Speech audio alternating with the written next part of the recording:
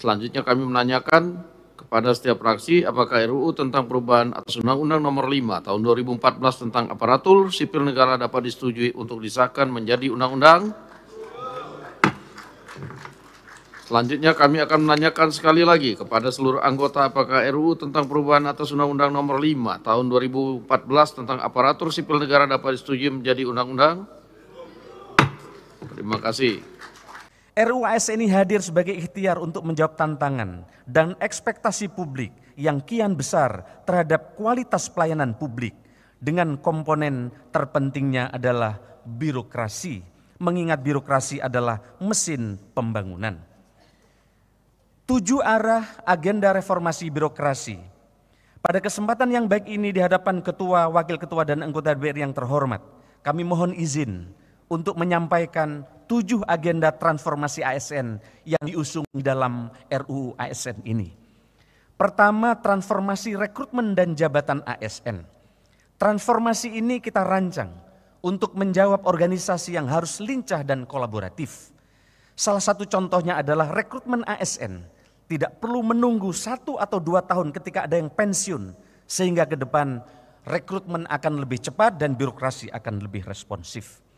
Metode dan tahapan rekrutmen seperti seleksi administrasi, seleksi kompetensi dasar, dan seleksi kompetensi bidang juga tidak diatur secara rigid dalam undang-undang. Hal ini untuk memudahkan kita merekrut tenaga profesional yang telah memiliki pengalaman unggul di bidangnya. Selain itu, rekrutmen ASN harus diselenggarakan mengacu pada prioritas nasional, sehingga ketika negara menjadikan kedaulatan pangan, digitalisasi, hilirisasi, dan antisipasi perubahan iklim sebagai prioritas nasional, maka rekrutmen ASN seharusnya diarahkan untuk instansi-instansi yang menjadi leading sektor terkait hal tersebut, serta untuk daerah-daerah yang menjadi sentra akselerator untuk sektor-sektor tersebut. Saat ini rekrutmen ASN hanya didasarkan pada penetapan kebutuhan yang basisnya adalah analisis jabatan dan analisis beban kerja sesuai dengan bisnis proses saat ini. Padahal saat yang sama kita sedang melakukan penyederhanaan proses bisnis melalui digitalisasi.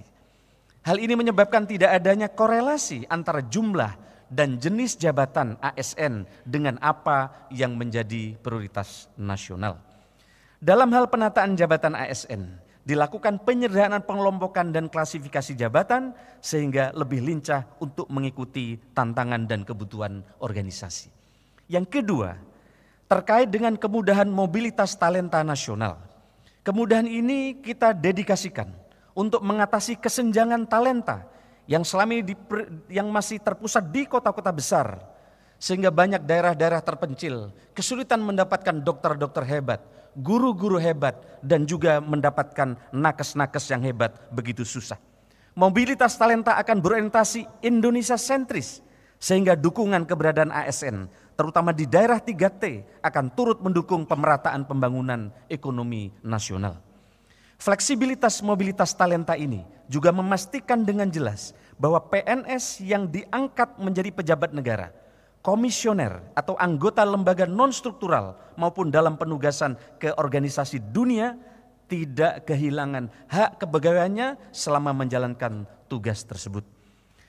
Pintu untuk ASN mobile keluar instansi pemerintah seperti di TNI dan Polri atau BUMN. Selama ini TNI Polri banyak masuk ke instansi pemerintah, tapi ASN tidak bisa masuk ke TNI Polri. Tapi dengan undang-undang ini ASN bisa masuk ke TNI Polri.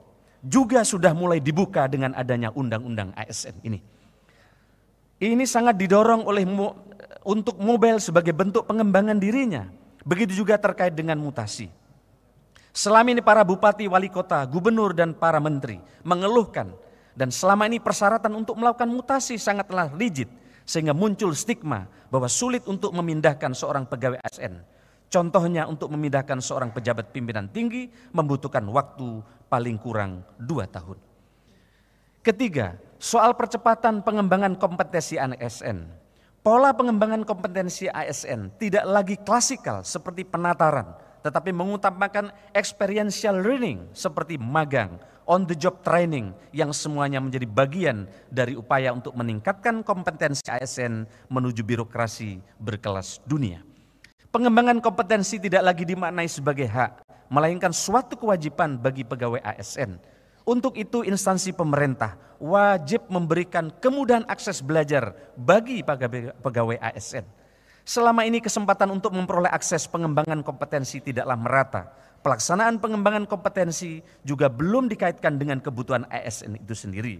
Terkadang ASN memilih untuk mengikuti diklat apapun hanya untuk menggugurkan syarat minimal 20 jam pelajaran secara klasikal. Keempat, penataan tenaga non-ASN. Dengan perluasan mekanisme dan skema kerja untuk memastikan 4 prinsip. Pertama, terkait dengan tenaga honorer. Tidak ada pemberhentian massal terhadap tenaga non-ASN. Kedua, tidak ada pengurangan pendapatan dari yang diterima tenaga non-ASN saat ini. Ketiga, tidak menimbulkan tambahan beban fiskal yang signifikan. Dan keempat, tetap memenuhi mekanisme yang diatur dalam peraturan perundang-undangan dengan skema nanti yang ditentukan sesuai kesepakatan anggota DPR adalah dengan skema penuh waktu dan paruh waktu. Kelima, terkait dengan reformasi pengelolaan kinerja dan kesejahteraan ASN. Saat ini sebanyak 99% kinerja individu dinyatakan baik dan sangat baik. Karena pimpinan tanda tangan hanya 2 pilihannya. Pegawai di bawahnya baik atau sangat baik. Padahal ini menjadi tantangan bersama untuk menyelaraskan kinerja individu yang sudah baik dengan kinerja organisasi atau instansi.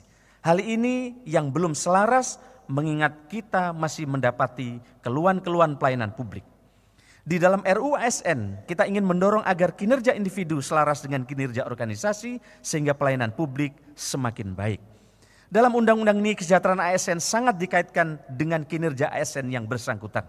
Selama ini ASN yang berkinerja mendapatkan tunjangan kinerja sama dengan ASN yang hadir di kantor untuk memenuhi presentasi kehadiran.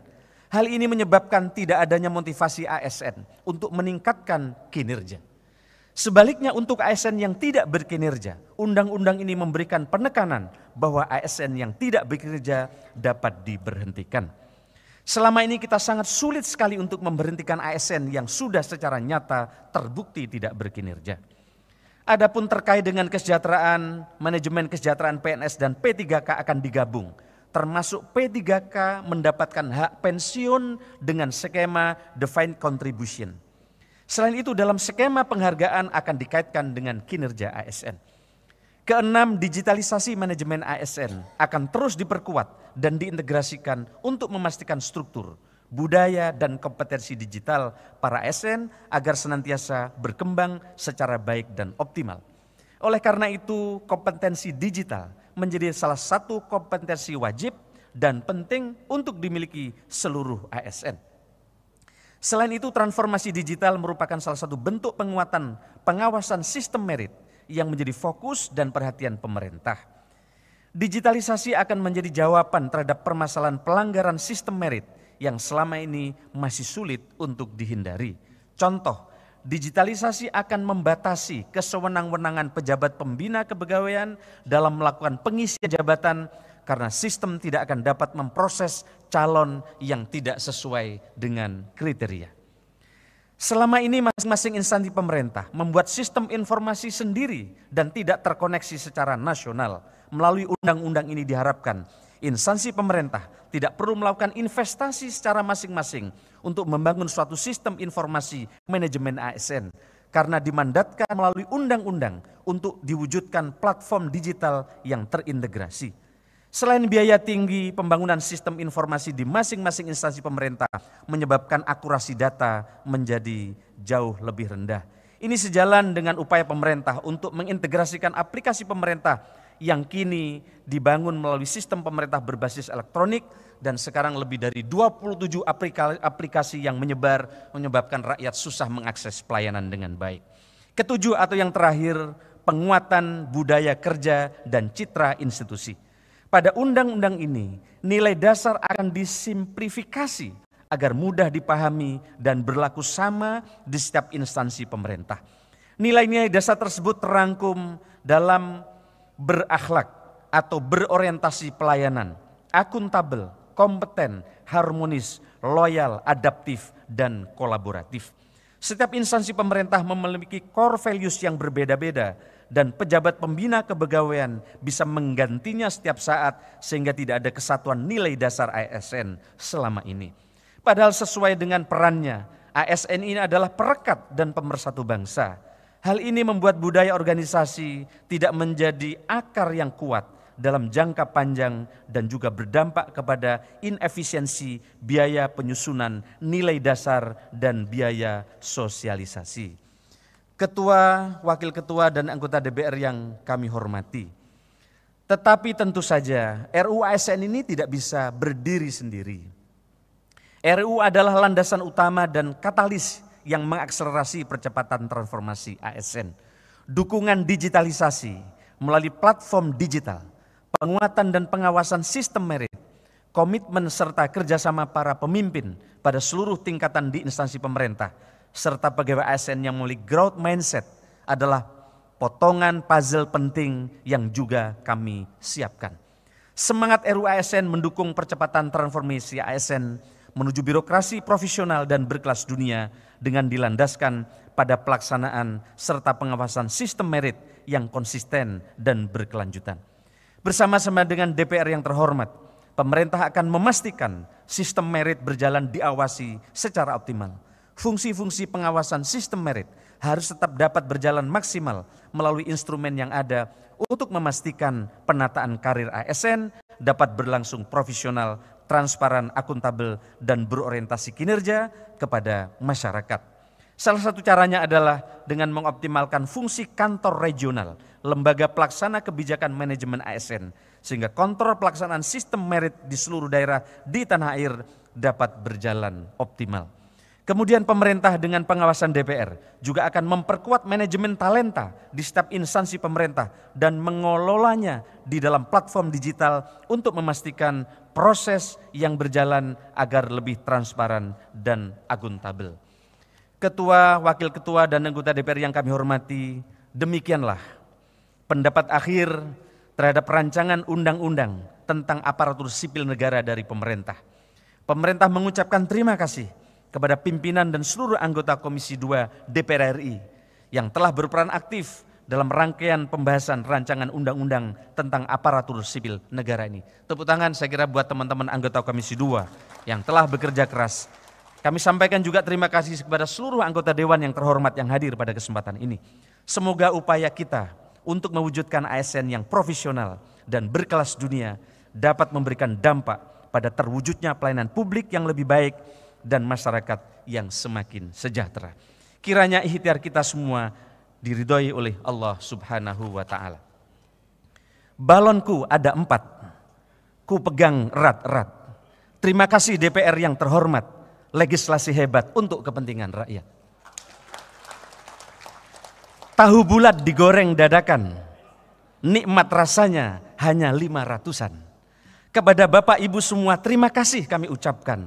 RUU ASN kini telah resmi disahkan. Sekian terima kasih, kurang lebihnya saya mohon maaf. Selamat siang, Santi Santi Santi Namo Buddhaya, salam kebajikan. Wallahul muwaffiq ila aqwamit thoriq. Wassalamualaikum warahmatullahi wabarakatuh.